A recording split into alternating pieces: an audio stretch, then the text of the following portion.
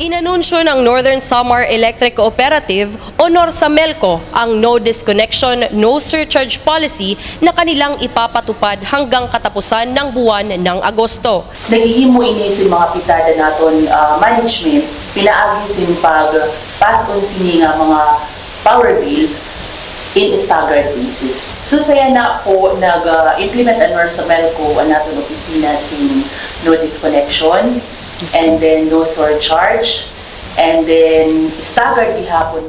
Ibig sabihin, para sa mga bayarin sa mga buwan ng Mayo, Hunyo at Hulyo, hindi magpuputol ng kuryente ang kooperatiba kung naantala o hindi ka nakapagbayad ng bill mo.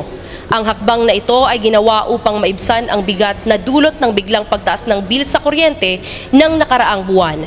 Tumatanggap ang NORSAMELCO ng staggered payment kung saan sa halip na bayaran ng buo ang ating bill, pinahihintulutan ang installment o paunti-unting pagbayad ng kabuuang halaga ng bayarin hanggang sa katapusan ng Agosto ngayong taon. Ako si Carmela Luverita, nagsusumat.